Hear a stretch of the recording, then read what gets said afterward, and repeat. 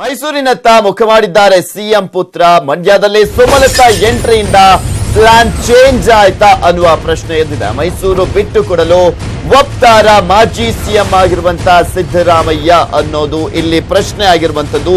ಸಾಕಷ್ಟು ಕುತೂಹಲವನ್ನ ಕೆರಳಿಸ್ತಾ ಇದೆ ನಿಖಿಲ್ ಕುಮಾರಸ್ವಾಮಿ ಅವರ ಸ್ಪರ್ಧೆಯ ವಿಚಾರ. ಯಾಕೆಂದ್ರೆ ಇಷ್ಟು ದಿನಗಳ ಕಾಲ ಮಂಡ್ಯದಿಂದ ಅಂತ ಹೇಳಲಾಗ್ತಾ ಇತ್ತು, ಆದ್ರೆ ಈಗ ಪ್ಲಾನ್ ಚೇಂಜ್ ಆಗಿದೆ ಅಂತ ಹೇಳಲಾಗ್ತಾ ಇದೆ. ಮೈಸೂರು ಕಾಂಗ್ರೆಸ್ ಟಿಕೆಟ್ ಆಕಾಂಕ್ಷಿ ಆಗಿದ್ದಾರೆ ಸಿದ್ದರಾಮಯ್ಯನವರ ಆಪ್ತರು. ಸಿದ್ದರಾಮಯ್ಯ ಆಪ್ತರಾಗಿರುವಂತಹ ವಿಜಯ್ ಶಂಕರ್ ಅವರು ಈ ಬಾರಿಯ ಮೈಸೂರು ಲೋಕಸಭಾ ಕ್ಷೇತ್ರದ ಟಿಕೆಟ್ ಆಕಾಂಕ್ಷಿಯಾಗಿದ್ದಾರೆ ಕಾಂಗ್ರೆಸ್ನಿಂದ. ವಿಜಯ್ ಶಂಕರ್ಗೆ ಟಿಕೆಟ್ ಭರವಸೆಯನ್ನ ಕೂಡ ನೀಡಿದ್ದಾರಂತೆ ಸಿದ್ದರಾಮಯ್ಯ ಅವರು. ಸೊ ಹೀಗಾಗಿ ನಿಖಿಲ್ ಸ್ಪರ್ಧೆಗೆ ದೇವೇಗೌಡರು ಸೂಪರ್ ಪ್ಲಾನ್ ಅನ್ನ ರೂಪಿಸಿದ್ದಾರೆ. ನಿಖಿಲ್ಗೆ ಮೈಸೂರು ಜೆಡಿಎಸ್ ನಿಂದ ಯಾವುದೇ ರೀತಿಯಾದಂತಹ ಅಡ್ಡಿ ಇಲ್ಲ. ಗೌಡರ ತಂತ್ರಕ್ಕೆ ಬೇಕಿದೆ ಸಿದ್ದರಾಮಯ್ಯನವರ ಒಪ್ಪಿಗೆ. ಯಾವ ರೀತಿಯಾಗಿ ಒಪ್ಪಿಸ್ತಾರೆ ಅನ್ನೋದು ಕೂಡ ಪ್ರಶ್ನೆ ಇದೆ.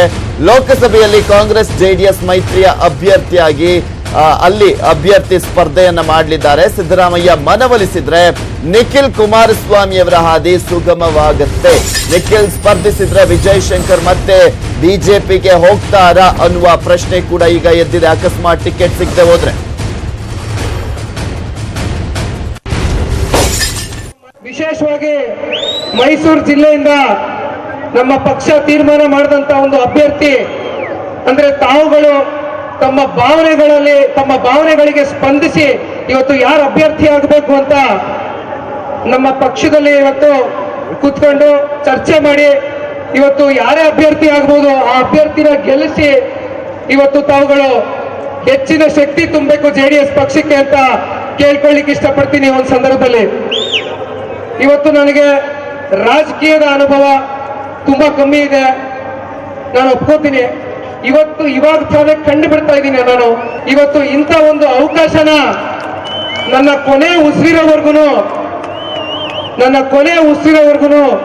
ಕರ್ನಾಟಕದ ಜನತೆಗೋಸ್ಕರ, ಅದರಲ್ಲೂ ವಿಶೇಷವಾಗಿ ನಮ್ಮ ಭಾಗದ ರೈತರುಗಳಿಗೋಸ್ಕರ ಹೋರಾಟ ಮಾಡಲಿಕ್ಕೆ ಇವತ್ತು ನಾನು ಸಿದ್ಧನಾಗಿದ್ದೇನೆ. ದಯವಿಟ್ಟು ಇವತ್ತು ನನ್ನ ತಂದೆ ಅವ್ರನ್ನ ಯಾವ ರೀತಿ ನಿಮ್ಮ ಮನೆಯ ಮಗನಾಗಿ ತಾವೆಲ್ಲ ಸ್ವೀಕಾರ ಮಾಡಿದ್ರಿ, ಯಾವ ರೀತಿ ನಮ್ಮ ತಂದೆಯವರು ತಮ್ಮ ಮನೆಯ ಮಗನಾಗಿ ತಮ್ಮ ಕಷ್ಟ ಸುಖಗಳಿಗೆ ಭಾಗಿಯಾಗಿ ಪ್ರತಿಯೊಂದು ವಿಷಯದಲ್ಲೂ ತಮಗೆ ಸ್ಪಂದಿಸಿ ಇವತ್ತು ಕುಮಾರಣ್ಣ ಅವರೇನು ಇವತ್ತು ನಿಂತಿದ್ದಾರೆ ತಮ್ಮಗಳ ಮುಂದೆ. ಇದೇ ರೀತಿ ನಾನೇನಾದ್ರು ತಪ್ಪು ಮಾಡಿದ್ರೆ ನನ್ನನ್ನು ತಿದ್ದಿ. ನಾನು ನಿಮ್ಮ ಮನೆಯ ಮಗ, ದಯವಿಟ್ಟು ನನಗೂ ಕೂಡ ಒಂದು ಅವಕಾಶ ಮಾಡಿಕೊಡಿ ತಮ್ಮಗಳನ್ನ ಸೇವೆ ಮಾಡಲಿಕ್ಕೆ ಅಂತ ಹೇಳಲಿಕ್ಕೆ ಇಷ್ಟಪಡ್ತೀನಿ. ವಿಶೇಷವಾಗಿ ಮೈಸೂರು ಜಿಲ್ಲೆಯಿಂದ ನಮ್ಮ ಪಕ್ಷ ತೀರ್ಮಾನ ಮಾಡಿದಂತ ಒಂದು ಅಭ್ಯರ್ಥಿ ಅಂದ್ರೆ ತಾವುಗಳು ತಮ್ಮ ಭಾವನೆಗಳಿಗೆ ಸ್ಪಂದಿಸಿ ಇವತ್ತು ಯಾರು ಅಭ್ಯರ್ಥಿ ಆಗಬೇಕು ಅಂತ ನಮ್ಮ ಪಕ್ಷದಲ್ಲಿ ಇವತ್ತು ಕೂತ್ಕೊಂಡು ನೋಡ್ತಾ ಇದೀವಿ. ನಿಖಿಲ್ ಕುಮಾರಸ್ವಾಮಿ ಅವರ ಮಾತುಗಳನ್ನ ಇಲ್ಲಿ ಪ್ರಮುಖವಾಗಿ ನಮ್ಮ ತಂದೆಯವರಿಗೆ ಯಾವ ರೀತಿಯಾಗಿ ಆಶೀರ್ವಾದವನ್ನ ಮಾಡಿದ್ದೀರಾ ಅದೇ ರೀತಿಯಾಗಿ ಆಶೀರ್ವಾದವನ್ನ ಮಾಡಿ ನನಗೂ ಕೂಡ ಅಂದ್ರೆ ಮೈಸೂರಿನಿಂದ ಸ್ಪರ್ಧೆ ಮಾಡೋದಕ್ಕೆ ಒಂದು ಅವಕಾಶವನ್ನ ಮಾಡಿಕೊಡಿ.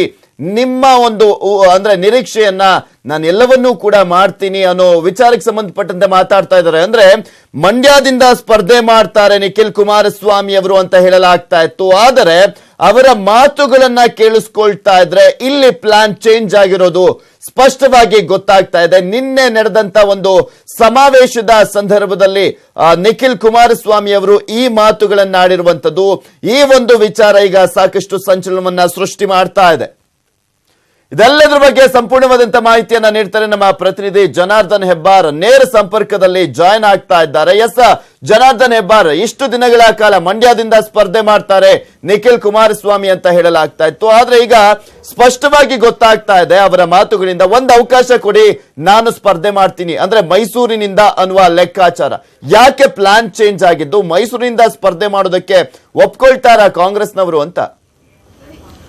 ಪೃಥ್ವಿ, ಇದೇ ವಿಚಾರ ಈಗ ಮತ್ತೆ ಮೈತ್ರಿ ಪಕ್ಷದ ಒಳಗಡೆ ಸಂಘರ್ಷಕ್ಕೆ ಕಾರಣ ಆಗುವಂತ ಸಾಧ್ಯತೆ ಇದೆ. ಯಾಕಂದ್ರೆ ನಿಖಿಲ್ ಕುಮಾರಸ್ವಾಮಿ ಮಂಡ್ಯದಿಂದ ಸ್ಪರ್ಧೆ ಮಾಡಬೇಕು ಅಂತ ಹೇಳಿ ಎಲ್ಲ ಸಿದ್ಧತೆಯನ್ನ ಮಾಡ್ಕೊಂಡಿದ್ರು. ಸಾಕಷ್ಟು ಬಾರಿ ಅಲ್ಲಿ ಓಡಾಟ ಮಾಡಿ ಜನರ ಸಂಪರ್ಕವನ್ನು ಮಾಡುವಂತ ಪ್ರಯತ್ನ ಕೂಡ ಮಾಡಿದ್ರು. ಅಲ್ಲಿಯ ಮುಖಂಡರ ಮನವೊಲಿಸಿ ಅವ್ರ ಜೊತೆ ಒಳ್ಳೆ ಸಂಬಂಧನ ಇಟ್ಕೊಳ್ಳುವಂತ ಪ್ರಯತ್ನವನ್ನು ಕೂಡ ಮಾಡಿದ್ರು. ಆದ್ರೆ ಸುಮಲತಾ ಅಂಬರೀಶ್ ಯಾವ ಸಂದರ್ಭದಲ್ಲಿ ಮಂಡ್ಯದಲ್ಲಿ ಸ್ಪರ್ಧೆ ಮಾಡ್ತಾರೆ ಅಂತ ಗೊತ್ತಾಯ್ತು, ಅವರು ಯಾವುದೇ ಕಾರಣಕ್ಕೂ ಕೂಡ ಮನವೊಲಿಸುವಂತ ಪ್ರಯತ್ನ ಮಾಡಿದ್ರು. ಒಪ್ಪದೇನೆ ಸ್ಪರ್ಧೆ ಮಾಡೇ ಮಾಡ್ತೀನಿ ಅಂತ ಹೇಳಿ ಯಾವ ಕಾರಣಕ್ಕೆ ಮುಂದಾದ್ರು. ಆ ಸಂದರ್ಭದಿಂದ ಸಾಕಷ್ಟು ಗೊಂದಲ ಸೃಷ್ಟಿಯಾಯಿತು ಜೆಡಿಎಸ್ ನಲ್ಲಿ. ಯಾಕಂದ್ರೆ ಕಾಂಗ್ರೆಸ್ ನಲ್ಲಿಯೂ ಸಹಿತ ಅಲ್ಲಿ ಸರಿಯಾಗಿ ಸಪೋರ್ಟ್ ಸಿಗ್ತಾ ಇರಲಿಲ್ಲ.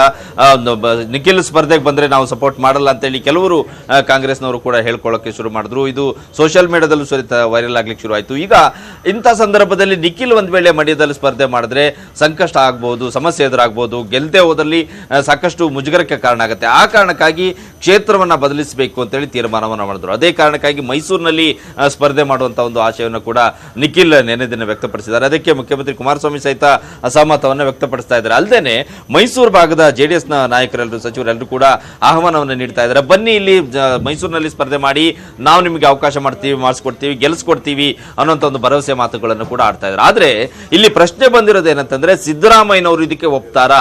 ಯಾಕಂದ್ರೆ ಬಿಜೆಪಿಯಲ್ಲಿ ಸಚಿವರಾಗಿದ್ದ ವಿಜಯಶಂಕರ್ ಅವರು MLC ಕೂಡ ಆಗಿದ್ರು. ಅವರು ಬಿಜೆಪಿ ಬಿಟ್ಟು ಕಾಂಗ್ರೆಸ್ಗೆ ಬಂದ್ರು. ಆ ಸಂದರ್ಭದಲ್ಲಿನೇ ಸಿದ್ದರಾಮಯ್ಯ ಅವರಿಗೆ ಭರವಸೆಯನ್ನು ಕೊಟ್ಟಿದ್ರು, ಮುಂದಿನ ದಿನದಲ್ಲಿ ಒಳ್ಳೆ ಅವಕಾಶವನ್ನ ಮಾಡಿಕೊಡ್ತೀನಿ, ಮೈಸೂರಿನಲ್ಲಿ ಲೋಕಸಭಾ ಚುನಾವಣೆಗೆ ಸ್ಪರ್ಧೆಗೆ ಅವಕಾಶ ಮಾಡಿಕೊಡ್ತೀನಿ ಅಂತ ಭರವಸೆಯನ್ನ ಕೊಟ್ಟಿದ್ರು. ಅವರ ಮಾತನ್ನೇ ನಂಬ್ಕೊಂಡಿದ್ರು. ಅವರು ಆ ವಿಚಾರವಾಗಿ ಸಾಕಷ್ಟು ಓಡಾಟವನ್ನು ಕೂಡ ಮಾಡ್ತಾ ಇದ್ರು. ಆದ್ರೆ ಈಗ ನಿಖಿಲ್ ಅಲ್ಲಿ ಸ್ಪರ್ಧೆ ಮಾಡ್ತಾರೆ ಅಂದ್ರೆ ಸೀಟ್ ಹಂಚಿಕೆ ಸಂದರ್ಭದಲ್ಲಿ ಕಾಂಗ್ರೆಸ್ ಬದಲಾಗಿ ಕ್ಷೇತ್ರವನ್ನ ಜೆಡಿಎಸ್ಗೆ ಬಿಟ್ಟುಕೊಡ್ತಾರೆ ಅನ್ನುವಂಥ ವಿಚಾರ ಬಂದ್ರೆ ಇದಕ್ಕೆ ಸಿದ್ದರಾಮಯ್ಯನವರು ಒಪ್ತಾರ? ಮಂಡ್ಯದಲ್ಲಿ ಸೀಟ್ ಬಿಟ್ಕೊಡ್ಲಿಕ್ಕೆ ಕಷ್ಟ ಆಗಿತ್ತು, ಅದಕ್ಕೂ ಕೂಡ ಒಪ್ಕೊಳ್ತಾ ಇರಲಿಲ್ಲ. ಹಾಸನದಲ್ಲಿ ಸಮಸ್ಯೆ ಆಯ್ತು, ಬೇರೆ ಬೇರೆ ಕ್ಷೇತ್ರದಲ್ಲಿ ಈ ರೀತಿಯ ಸಮಸ್ಯೆ ಆಗ್ತಾ ಇತ್ತು. ಆದ್ರೆ ಮೈಸೂರಿನಲ್ಲಿ ಸಿದ್ದರಾಮಯ್ಯನವರು ತಮ್ಮ ಪ್ರಾಬಲ್ಯ ಇರುವಂತಹ ಕ್ಷೇತ್ರವನ್ನ ಬಿಟ್ಕೊಡ್ಲಿಕ್ಕೆ ಒಪ್ತಾರೆ. ಈಗಾಗಲೇ ಅವರು ಅಲ್ಲಿ ಸೋತಿದ್ದಾರೆ, ಕ್ಷೇತ್ರವನ್ನು ಕಳ್ಕೊಳ್ತಾ ಇದ್ದಾರೆ. ಮೈಸೂರಿನವರಾಗಿ ಅವರ ಹಿಡಿತ ಸಂಪೂರ್ಣ ತಪ್ಪು ಹೋಗ್ತಾ ಇದೆ. ಇಂಥ ಸಂದರ್ಭದಲ್ಲಿ ಜೆಡಿಎಸ್ಗೆ ಕ್ಷೇತ್ರ ಬಿಟ್ಕೊಡ್ಲಿಕ್ಕೆ ಒಪ್ತಾರಾ? ಇದು ದೊಡ್ಡ ಒಂದು ವಿಚಾರಕ್ಕೆ ಕಾರಣ ಆಗಿರುವುದು. ಇದಕ್ಕೆ ಸಿದ್ದರಾಮಯ್ಯ ಸಾಕಷ್ಟು ವಿರೋಧ ಮಾಡುವಂತ ಸಾಧ್ಯತೆ ಇದೆ. ಮತ್ತೆ ಮಂಡ್ಯದಲ್ಲಿ ಸಮಸ್ಯೆ ಉಂಟಾಯಿತು, ಅದೇ ರೀತಿ ಸಮಸ್ಯೆ ಮೈಸೂರಿನಲ್ಲಿ ಕೂಡ ಆಗುವಂತ ಸಾಧ್ಯತೆ ಕಂಡು ಬರ್ತಾ ಇದೆ. ಆದ್ರೆ ಸದ್ಯಕ್ಕಂತೂ ನಿಖಿಲ್ ಕುಮಾರಸ್ವಾಮಿ ಮಂಡ್ಯದಲ್ಲಿ ಬಿಟ್ಟು ಮೈಸೂರಿನಲ್ಲಿ ಸ್ಪರ್ಧೆ ಮಾಡೋದಕ್ಕೆ ಹೋಗಿದ್ದಾರೆ.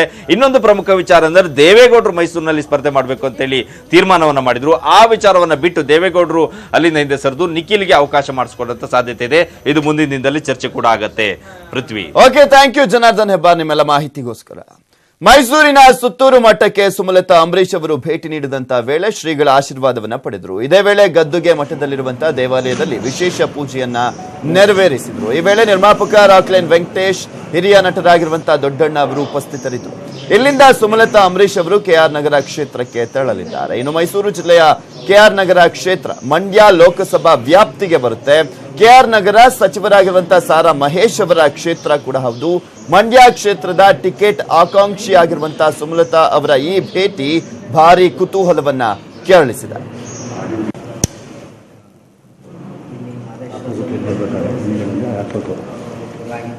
ನೋಡ್ತಾ ಇದೀವಿ, ಮಂಡ್ಯದಲ್ಲಿ ಸ್ಪರ್ಧೆ ಮಾಡ್ತಾರೆ, ಅದು ಬಹುತೇಕ ಖಚಿತ ಅಂತಾನೆ ಹೇಳಲಾಗ್ತಾ ಇರುವಂತಹ ಸುಮಲತಾ ಅಂಬರೀಶ್ ಅವರು ಈಗ ಆಲ್ರೆಡಿ ಕ್ಷೇತ್ರದಲ್ಲಿ ಸಾಕಷ್ಟು ಓಡಾಟವನ್ನ ನಡೆಸ್ತಾ ಇರುವಂತದ್ದು. ಈಗ ಆಲ್ರೆಡಿ ನೋಡ್ತಾ ಇದ್ವಿ, ಕಾಂಗ್ರೆಸ್ ನಾಯಕರುಗಳನ್ನ ಭೇಟಿ ಆಗ್ತಾ ಇದ್ರು, ಹಾಗೆ ಕಾರ್ಯಕರ್ತರನ್ನ ಭೇಟಿ ಆಗ್ತಾ ಇದ್ರು, ಅಂಬರೀಶ್ ಅವರ ಅಭಿಮಾನಿಗಳನ್ನ ಭೇಟಿ ಆಗ್ತಾ ಇದ್ರು. ಈಗ KR ನಗರಕ್ಕೂ ಕೂಡ ತೆರಳಲಿದ್ದಾರೆ.